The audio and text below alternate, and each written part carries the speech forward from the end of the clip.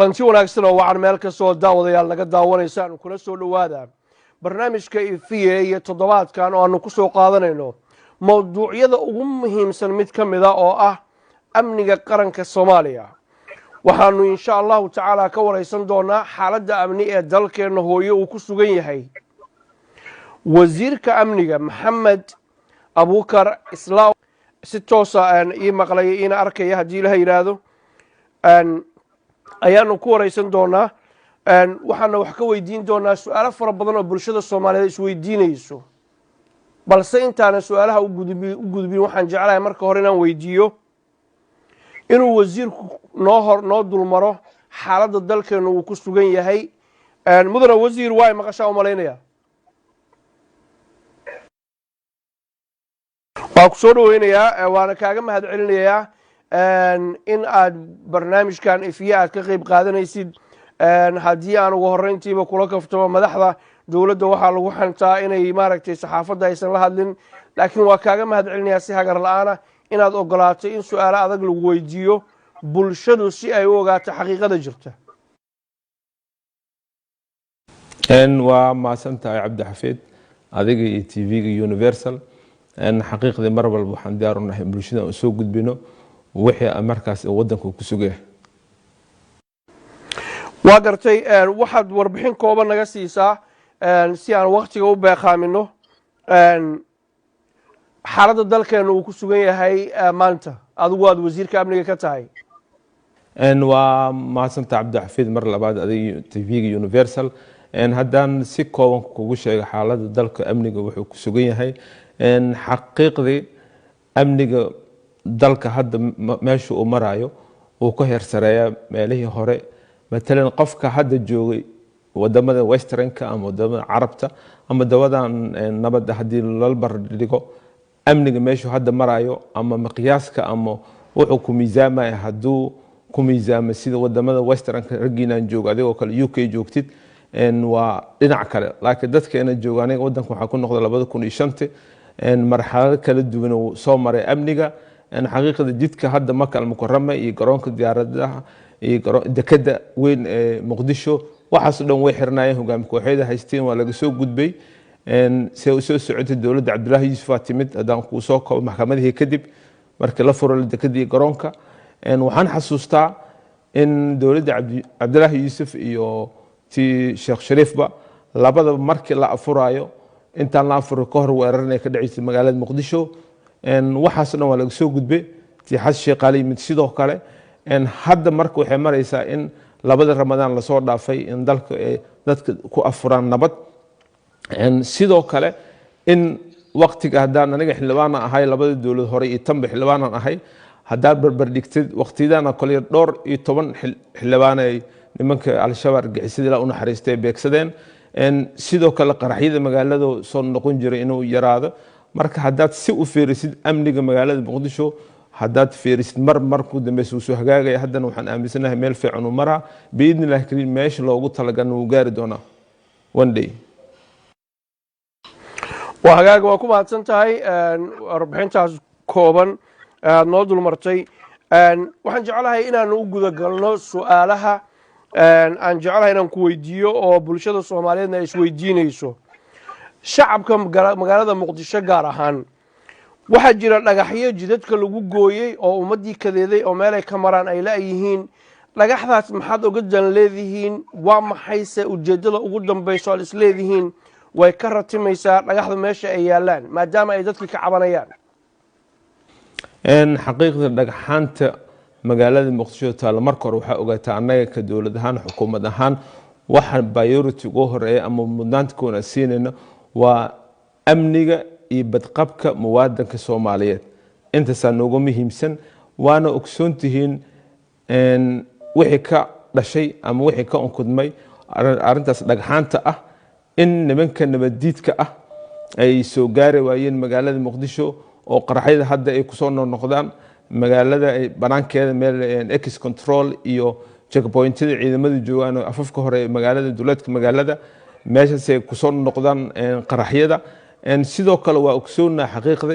in culeysay ay jiraan oo dhinacaas isu socodka dhagxanta lagu xiray laakiin waxa dawladda u qorshaysan hadduu allah awoodi la yiraahdo in mar dhow oo jidka hadda xiran dhanka wadnaha iyo isu socodka aan dhagxanta hore u qaadi doono oo gudbi doono xindaabka hore ee magaalada meesha laga soo galo marka waxaan rajeynayaa biidnillahi kariim in dhagxanta aan qaadi doono aan geyn doono jidka washadaha iyo wixii kasii dambeeyo biidnillahi kariim isu socodka dadkan uu intaas ku fududaan doonaa marka waxaad leedahay isku socodka dadku waa hagaagsanaanaya haddii la durkiyo dhagaxda meesha yaalaan ha uu hagaagsanaan doonaa dadkan waxaa noogu muhiimsan anaga waxa waaye in meesha aan badbaadino naf inaan badbaadino muwaadinka Soomaaliyeed sidoo kale dhiig inaan badbaadino hantida uu leeyahay muwaadinka Soomaaliyeed marka waxaan u aragnay in xal uu yahay waxaan jeclahay ummadda Soomaaliyeed meel kasta ay ku nool yihiin dadka gaar ahaan magaalada Muqdisho inay si fiican ula socdaan in wax badan iska bedel amniga dhagxantaas lagu xiray insha Allah waa feeskii koowaad feeska labaad aan gudbeynaa dhagxanta waa ka sikin doona magaalada inta jidka wadnaha iyo wixii ka sareeyaan geyn doona duleeyahay wagaag waxa jira su'aal kale oo jecelahay inaan ku weydiiyo xasaasi oo adiga shakhsi ahaan ku qusaysa dadka magaalada Muqdisho jooga iyo dadka qaarkood ayaa waxay leeyihiin adiga laftigaaga wasiir Maxamed inaad adigu leedahay shirkad ama shirkad aad kula tahay shirkad dad kale shirkadaas oo ayadu dhagaxda meesha yaale lagu gooyay marka dhaqaale ka samaysa adigu ma waxaad ka ganacsataa dhagaxda iyo dhibaatada dadka mise waxa weeye si kale wax u jiraan Cabdi Xafiid waxaan aaminsanahay dadka Soomaaliyeed intaan xilkan u qaadan way ogsoon yihiin aniga shakhsi ahaan inaan nin ganacsata ahay waxaan ka ganacsaday waxaas dhan waa la yaqaanay ma ahay nin cusub sidoo kale aniga dhagxanka ma ganacsado mana ku talinayo dhagxantii laga ganacsado hadafkaygana ma ahan waxaasna shaqo kuma lihi mana ahan haddaan marna aniga ka ganacsan horena u ganacsan jirin ana ogolay in laga ganacsado qof Soomaaliyeed aan kula talinayno marka waxaan rajeynayaa warkaas inuu iska cad yahay waxaas ay ku tarkuteen yihiin iyo waraan sal iyo raad aan lahayn waa gartay waxa kaloo jira warar oranaya qaraxii lagu hoobtay 29 bishii December ee soo dhaaftay 2009 ka dhacay X Control Afgooye inaad ka warhayseen dhowr maalmood ka hor qaraxa in la abaabulayo inaan waxba ka qaban intaasna ay sababtay dad Soomaaliyeed inay ku dhintaan arinta maxaa ka leedahay xaqiiqdii arintaas waxaan ka leeyahay wax aan ka ogeyn ma jirto arintaas haddaan ogaan lahayn waa ka hortagi lahayn ciidanka Soomaaliyeed waxay habeen u taagan yihiin naftooda u horeen qoraxda u taagan yihiin dabaysha u taagan yihiin roobka u taagan yihiin waa inay difaacaan nafta hadduu Ilaahay ku roon yahay shacabka Soomaaliyeed iyo hantidooda marna ma yeeli karno in waxaan ognahay aan haddana naga hoos baxdo ma dhici karto waxaas ma socon ma ogin warna uma hayna xaqiiqda arintaas waa gartay waxaa inta badan aragnaa markii qaraxyadaas ay dhintaan oo dhiigga shariifka ah ee ummadda Soomaaliyeed la daadiyo dawladdu inay la soo istaagto saxaafadda ayna tiraahdo tacsi baanu diraynaa waa tiiraanyeysanahay waa murugeysanahay waa maalin madow waa maalin dhagar qabayaashu ay guuleysteen waa sad hadalka u dhigtaan ma waxay idin kaga eg tahay oo kaliya tacsi iyo tiiraanyo iyo baroor diiq oo kaliya mise waxaad leedihiin qorshe cad oo lagu xaqiijinayo dhiigga ummadda Soomaaliyeed inaan la xalaasho in la daadinin Cabdi Xafiid saa'ul socotid dhaqanka suubana islaam iyo dhaqankeena Soomaaliyeed waa waxa ugu yar hadduu qof bini aadan uu dhib gaaro ama shacabka Soomaaliyeed waxa ugu yar oo loo dhihi karo waa in dadkaas aad u tacsiyeysaa ama aad ka dhidhisaa ama aad la murugootaa marka intaas waxa ugu yar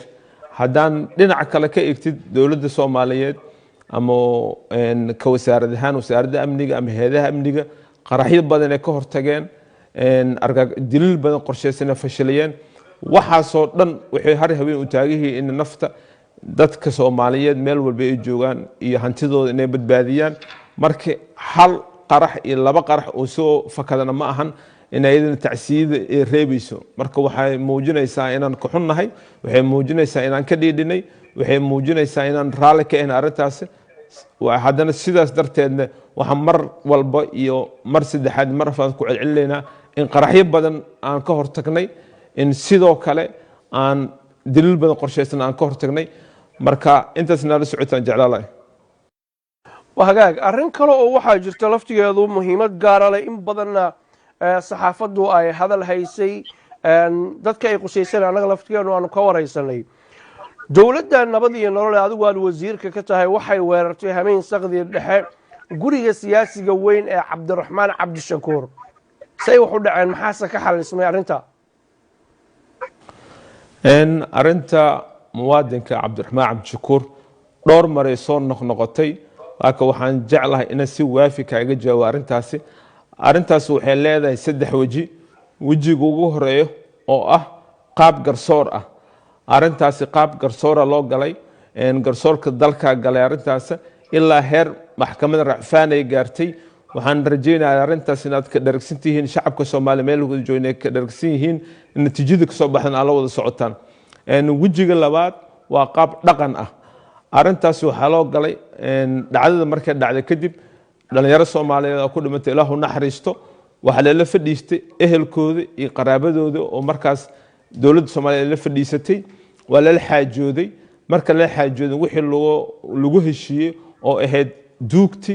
iyo diidabo waa la baxshay wixii lagu balaman waa la sii raari waa wajiga saddexaad oo ah arin siyaasi ah marka Cabdiraxmaan Cabdi Shakuur arintaas wuxuu ka dhax arkay macaash siyaasi ah ama arrimo siyaasi oo arintaas u qaatay marka arintaas Cabdiraxmaan ma rabayna ku noqdo laakiin waxaan mar walba uu soo celishaa soo ka faa'iideysanay hadaf iyo yool uu leeyahay inuu ka gaaro oo siyaasadda uu gaaro arintaas laakiin arintaas asagoo og in arintaas loo xaliyay qaab garsoor qaab dhaqan iyo qaab diinba waa loo xaliyay asoo intaas og hadana marbo kasto wuxuu rabaa yool ama hadaf uu leeyahay inuu ku golgaaro waa gartay weli waxaanu ku guda jirnaa daawadayaal barnaamijka ifiye oo toddobaadkan aanu ku wareysanayno wasiirka amniga qaranka Soomaaliya oo asagu si toosa u jooga aan dalkii hooyo ahayn aanu jeclaan lahayn aan la fadhiisano waji ka waji laakiin aanu ku faraxsanahay in ay maaragtay barnaamijkan sidaan u dhaco ahana sida kaliya marka u dhici karay maadaama aanu ka ballan qaadnay ummadda Soomaaliyeed inaanu siyaasiyiinta Soomaaliyeed muxaafad iyo mucaaradba soo hor fariisino si markaas ummaddu ay u hesho warar sugan mugdiga jira iyo dhibaatadana looga baxo dalka Soomaaliyeed iyo ummadda Soomaaliyeedna ay u gaadho horumar wax ku ool ah haddii Allah awood la yiraahdo waa hagaag mudane wasiir waxaan weli ku guda jirnaa su'aalihii siyaasiyiinta mucaaradka dowladda Soomaaliya waxa ay hakad gelisay dhaqdhaqaaqii muddo kooban ay hakad gelisay dhaqdhaqaaqa laba siyaasi oo waaweyn oo labaduba dalkan u soo halgamay madaxweynayaal ka soo noqday aan ku bilaabay waa madaxweynihii hore ee mudane Sheekh Shariif Sheekh Axmed iyo waliba madaxweynihii hore mudane Xasan Sheekh Maxamuud ayay hakad gelisay waxa soo socota doorashooyin arintaas maysan gaf idin ku ahayn dawladdiina nabadii nolol عبد الحفيد ومعسنتها وسؤال مهم أرنتاس وحن جعلها أتكهلس لبدا مدحوينه سفر كود له هكي وأرنتاس وأرن لدمي هير مدحوينه لو دمي ما دام مدحوينه شيء وذ فلسطين أو مدحوينه شيء حكين أرنتاس وحن جعلها إنساس لو ضاف مدحوينه لأن حالي هير مدحوينه لو حالي أرنتاس وأنا لو فلسطين وأنا الحالي وأنا لو جد وحقاق هدان أرنتا كجذبنو sidaad la socotid mudane wasiir waxay dawladda xabsigeeda waxa dhawaan ka baxsaday waa sida wararku ay sheegayaan Cabdirashiid Janan oo dawladda Soomaaliya dhexe u xirnaa sidee buu u baxsaday qof la waardiinayay oo idinku xabsi aad ku hayseen sidee ku dhacday inuu xabsiga ka baxsado sidoo asagu u sheegay inuu asagu isfarsameeyay oo xabsigii ka baxsaday lana heshiiyay dadkii waardiinayay arintaas marka hore sidee bay u dhacday arintaas waxa ka socdo baaritaan waxaana loo xilsaaray guddigaas aan ka sugaynaa baaritaanka waxay ka soo gudbiyaan mar raba inaan ka hor dhaco laakiin arintaas waa lagu jiraa baaritaankan weli waa sii socdaa hadduu ilaahay yiraahdo markay soo dhamaataan la wadaagi doonaa shacabka Soomaaliyeed biidnillah kariim waa hagaag intaad baaritaanka ku jirtaan ma laga yaabaa dadka kale oo idinka dawladda dhexe xabsiyadeeda ku jira sida mukhtaar roobo oo kale inuu asaguna baxsado intaad baaritaanka ku jirtaan oo waqtigu baaritaanka in kaga dhamaado waa mahadsantahay su-aal weyn laakiin biidni lagama yaabo mana dhacayso mar hadduu qalad dhaco qaladkaas waxaan ka baranay waana ka waantoonnay waxaan rabaa fursaddan oo ka faa'iidaysanayo dowladda Kenya inaan baaq u diro inay eedeysane Cabdirashiid Janan inay dowladda Soomaaliya ku soo celiyaan iyagoo ixtiraamayo ama tixgelinayo daris wanaag sidoo kale iyagoo dhowrayo shuruucda caalamiga ah iyo shuruucda IGAD iyo shuruucda midowga Afrika marka waxaan jeclaan lahaa in dowladda Soomaaliya gacanteeda ku soo celiyaan mudane wasiir aad baa u mahadsan tahay haddii aanu halkaa ka sii soconno waxaan jeclahay inaan wax kaa weydiiyo arrin ka mid a arrimaha masiiriga ee ummadda Soomaaliyeed dhaxalka ubadka Soomaaliyeed ah iyo dhaxalkii awoowayaashii Soomaaliyeed dadkan iyo dalkan u soo halgamay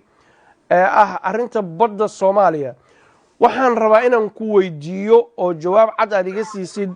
waa maxay mowqifka maamulka dowladda Soomaaliya ee nabad iyo nolol ee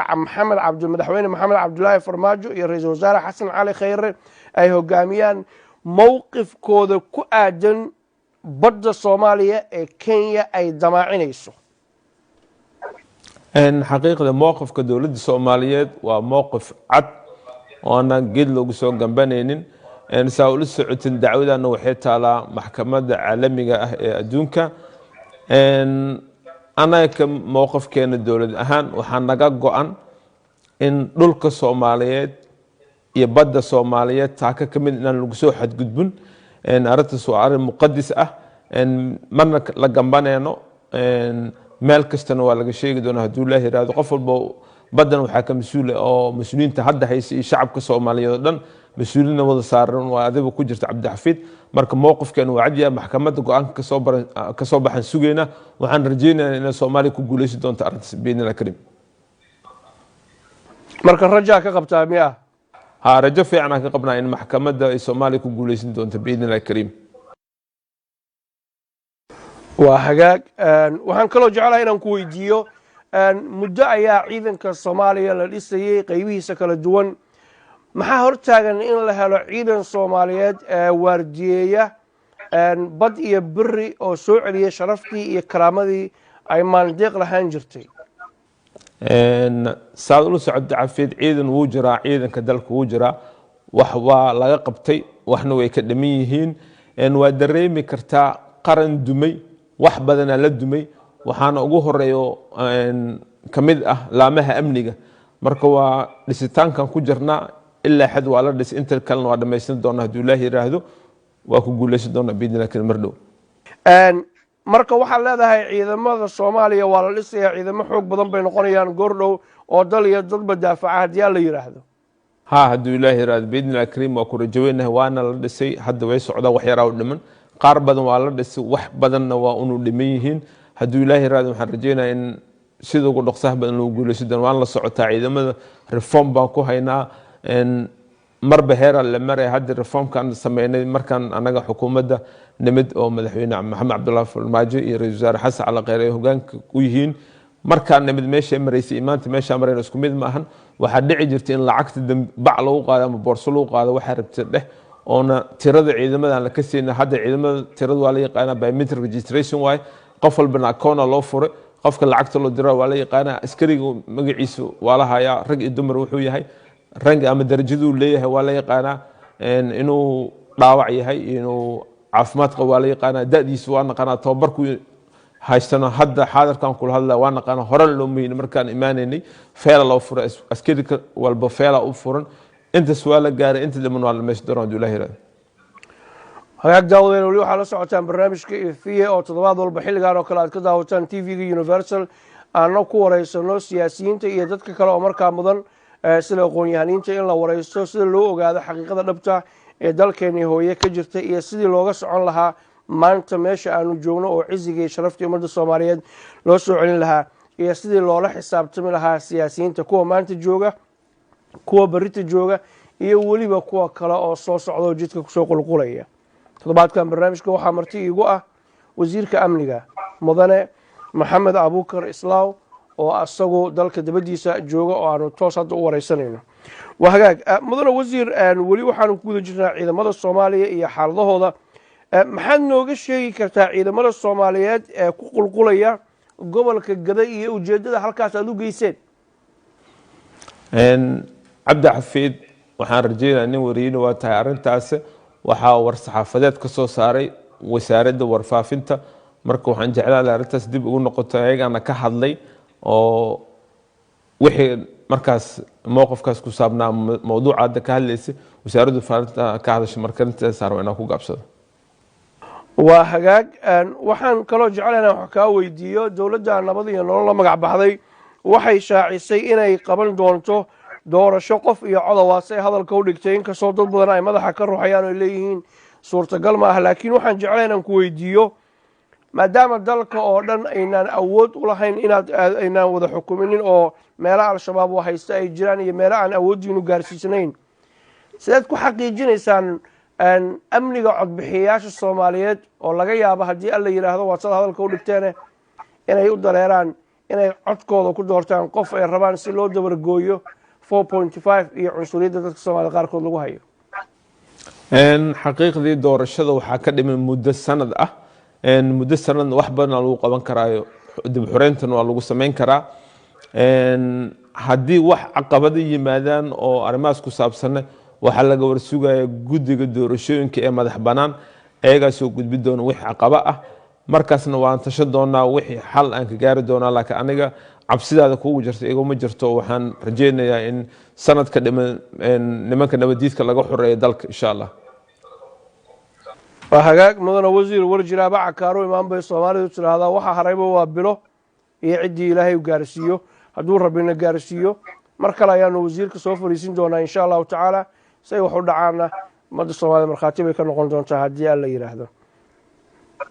waa hagaag mudane waqti yar maadaama uu idinkaga harsan yahay xukuumaddan iminka sanad ah maxaa idinkaga qorshaysan amniga guud ee ummadda Soomaaliyeed iyo sidii loo joojin lahaa dhibaatooyinka iyo tacadiyada mararka qaarkood ay geystaan ururka al-shabaab iyo weliba dambiyada qorshaysan ka dowlad ahaan? cabdi xafiid horta marka hore waxaa ogaataa amniga waqti ma leh. amniga mar walba waa taagan yahay. amniga waqti looma qaban karo. haddaan su-aashaada tixraaco waxaa nooga qorshaysan in inta ka harta sanadka ama intuu ilaah yiraahdo inta nooga harto waxaa nooga qorshaysan in qorshaha noo degsan aan dardargelino sida reformka ciidamada, tayanta ciidamada, la shaqeynta ciidamada iyo bulshada ama shacabka Soomaaliyeed iyo dib u xoreynta nimanka argagixisada. intaasaa noo qorshaysan iyo wixii kala mid ah. waa hagaag waxaan jeclahay inaan fursad kuu siiyo markaan maadaama aad safar ku jirtid oo waqtigu xaggaaga uu ka yaryahay anoo aad iyo aad boqolkiiba boqol kaaga mahad celinaya inaad barnaamijka nagala qayb qaadatid aadna soo hor fadhiisatay bulshada Soomaaliyeed iyo barnaamijka FA TV-ga Universal. dadka Soomaaliyeed ku daawanaya laga yaabo inaydan weligaa is arag ama aynaan wada xiriirinin amnigooda adiga uu mas-uulku kaa saaran yahay maxaad kula dardaarmaysaa ee ku daalay colaadda dagaalada iyo niyad jabka mar walba? waa mahadsantahay cabdi xafiid. intaan u gudbin marka hore waxaan rabaa inaan ka cudur daarto. waxay ahayd inaan TV-ga soo hor fadhiisto oo si live aan u hormaado laakiin ma suurtagelin safar aan ku jiro. cudurdaarkaas waxaan rajeynaa adiga iyo TV-ga Universal iyo shacabka Soomaaliyeed inay cudurdaarkaas iga aqbalaan oo